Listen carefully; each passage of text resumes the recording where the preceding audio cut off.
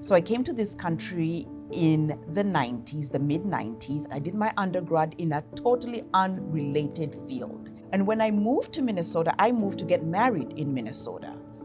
I was now faced with my work visa was expiring. Everyone just pushes you by default, go into this field, become a nursing assistant. You will have a sure way of earning your money and then figure it out. That's just survival.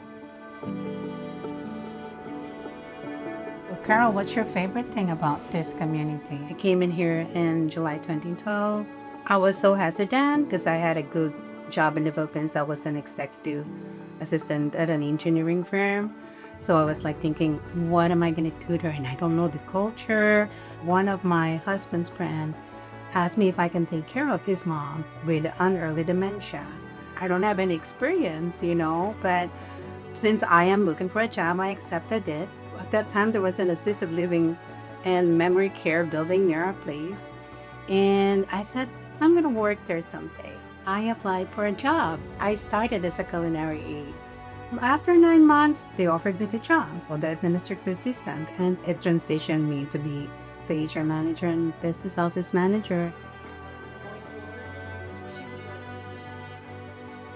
Easier than we thought.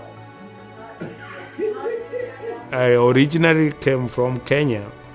I was shocked that really the leaves fall down. I was also impressed that when it snows, it's actual snow that stays on the ground, but you try to adjust. I actually started working as a nursing assistant. I was actually able to work and go to school at the same time. They were very impressed with the work I did. They continued to give me a scholarship for further studies. As I grew up and continued, I became director of nursing. If I was able to do it, everybody would be able. I became a nursing assistant at TMA, LPN, RN, now director on different capacities. It's all possible.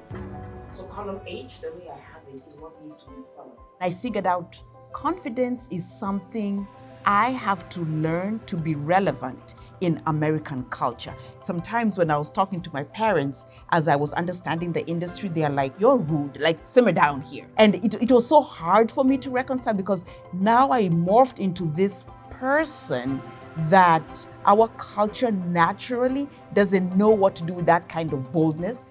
However, when you're looking at an immigrant story, it's not about who you know. It's opportunities given to us by our work.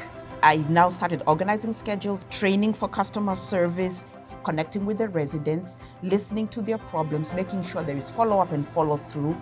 The executive director, he then took me under his wing in terms of, I will train you to do what this job entails. And then I became an executive director. This is change. You want to change? If you want to grow, there are scholarships programs, there are mentoring programs that you can go through and you can grow up in every step of the way to be successful. And organizations have adapted to be able to work with different cultures to try to be able to address all those challenges. One of my philosophies, don't grow by yourself. Grow with others so that when anything happens, you have a soft landing.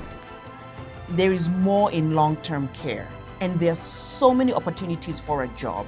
Every touch, every communication you make, and you see somebody smile, being there for them matters a lot. Healthcare is one of those good places that you can come and make a difference.